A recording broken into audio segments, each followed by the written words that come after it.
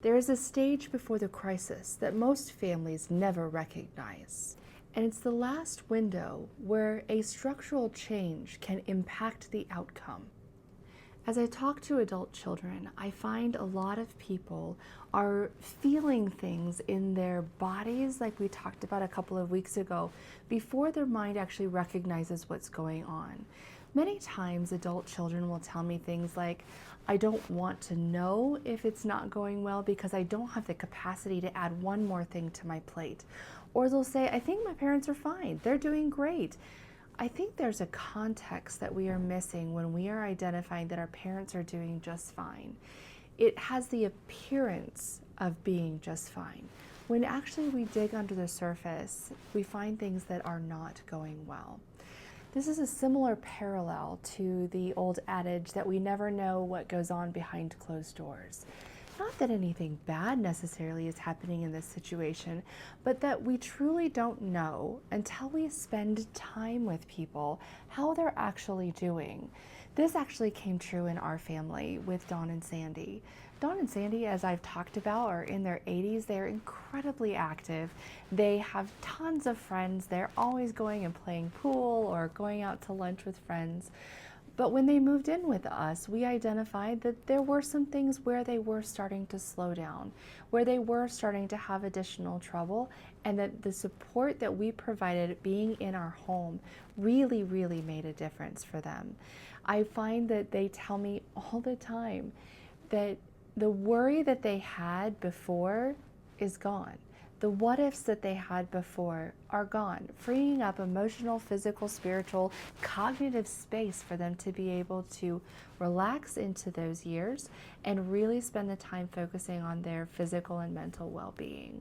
I tell this story because it's important to recognize that just because people say that they're fine, most likely they are in the grand scheme of things, but it's the slow deteriorations, the shuffling steps, the not being able to adopt new technology or be able to even understand the technology that they have can start this slow unraveling of their stability inside.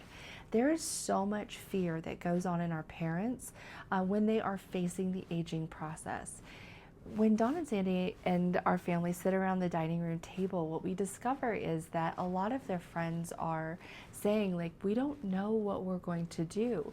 There's this quiet existential dread that is kind of underneath the surface for every one of them of, now what? We're getting older, we're struggling, we're having trouble getting around, and while we might be technically fine, like we're not starting the kitchen on fire once a week, there still is this anxiety about what happens next. And it's really important that we listen to the non-spoken words, that little hesitation, that little catch in the words, I'm fine, because that is where intervention can actually make a difference.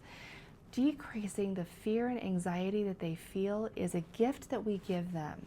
It opens up that cognitive window that we talked about last week, where our parents are functioning not at 70%, they're functioning at 110%, burning a lot of mental energy just trying to keep things going well.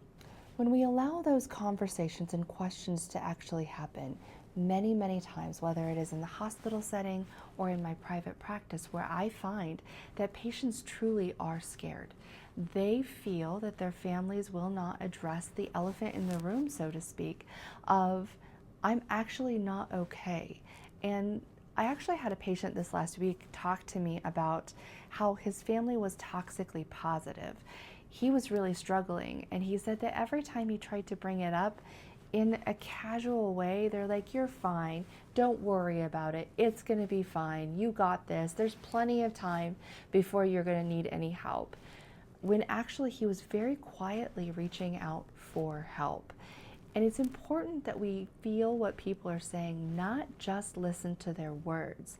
That's where we miss the most important conversations we need to have.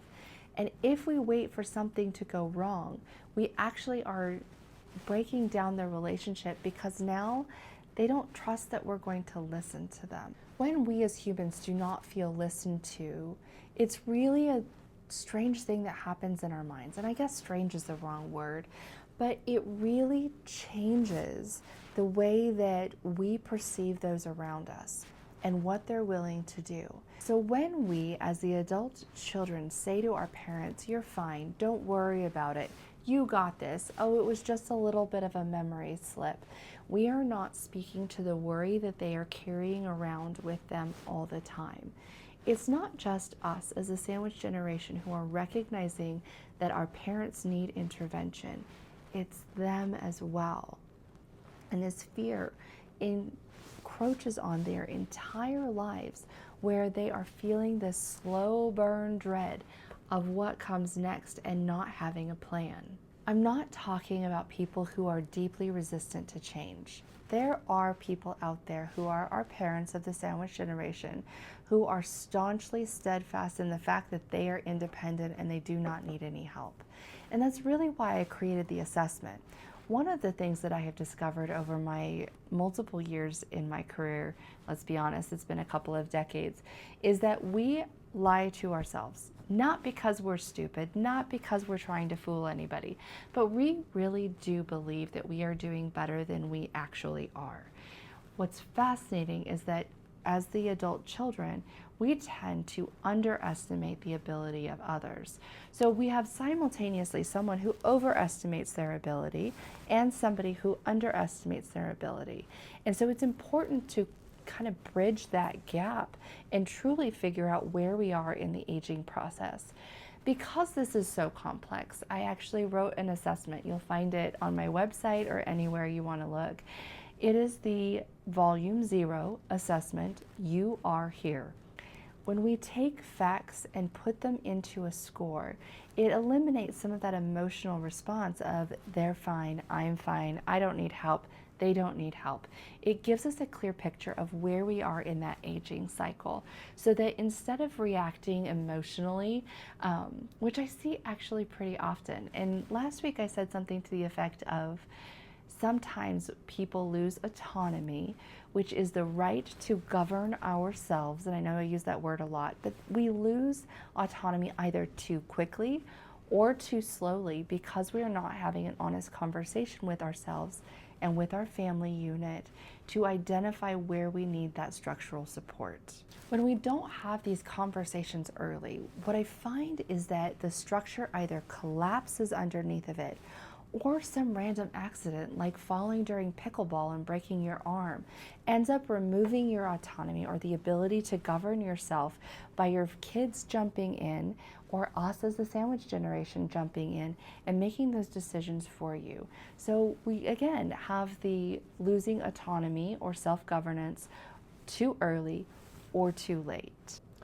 As we discussed last week, your parents also have no buffer. We as the sandwich generation have no buffer between work and kids and spouse and trying to do enough exercise and eat healthy and get all of the nutrients that we need. There's just no space in our lives to be able to add on additional things. We talked about it a week ago that our parents also have no buffer. Their buffer is a little bit different. Instead of a no buffer in time and cognitive space when it comes to remembering to do things, theirs is no buffer in physical capacity to be able to do additional things. We also see a cognitive limit where they are not having any additional mental space to be able to do the things that they used to do. This is why we see when they're on their iPad or they're on a new computer or they're getting some new technology like the apps on their TV change or it does a factory reset because of a storm and everything gets really, really difficult. Their mind does not function in the same way that it used to. So it's really important that we are recognizing that what we have is a system without a structure of multiple family units that have no buffer, so to speak, whether in time, cognitive ability, or physical ability, and that is truly a recipe for disaster. When there is no space for error, no option for making any type of misstep, you have an incredibly fragile system that really can break down with the blowing of a wind. When we have multiple family units that have no buffer, we are creating this incredibly fragile system. This fragile system comes under attack with every single repeated conversation, additional diagnoses, additional pill that's added on, additional complexity. We don't have the capacity to add in additional complexity into our lives. And I think this is why the sandwich generation is so overwhelmed. I have a lot of friends who are taking their parents into their homes or are needing to leave work early in order to take their mom to a doctor's appointment. We are on the edge of this incredible crisis of not the aging population, but those who are supporting them. Decades ago, we had families that had someone who stayed at home all the time.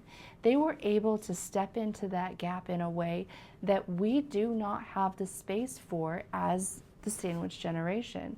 Most of us are living in dual income households where both of us are working, plus we're trying to keep up with thousands of activities for our young children that are still in school. So structurally, as an entire community in our country, we don't have the capacity to figure out how to make this work well in our lives. And that's an incredibly dangerous gap. I kind of feel like we're on the edge of a massive waterfall. There's a couple people who are going over the edge with their parents and hitting this moment that are kind of waving the flags at us and saying, oh my goodness, we are so overwhelmed. We are the default daughter. We are the person who is trying to hold all this together.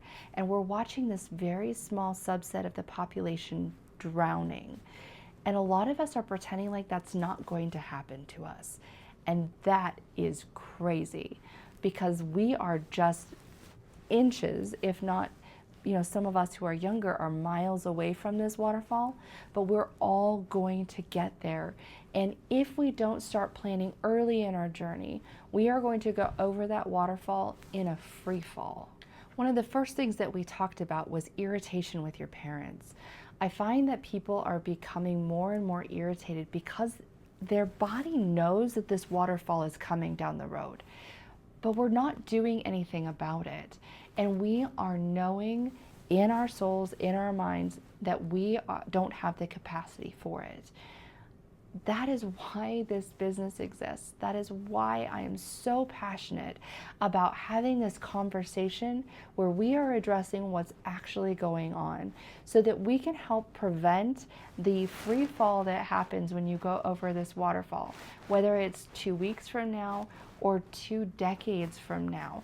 It is going to happen. And I don't want another generation to go by where we don't have a shared structure for how do we take care of our aging parents. 100 years ago, this wasn't a problem. It is absolutely a problem right now. You're not imagining it. I want you to listen to that still voice in your soul, in your gut that's telling you something is coming because you have to prepare for it. You can't just acknowledge that you just want to move forward and put your head in the sand like an ostrich. I literally had somebody tell me that one time. I don't want to know because then I'll have to do something about it. Don't be that person. Please, please, please, just face the facts of what's actually going to happen. Put the structure in place just like we have for our children, and let's move forward in a better way together, in the way that has structure, balance, and the capacity to be able to hold all of the emotions that come with taking care of your aging parents.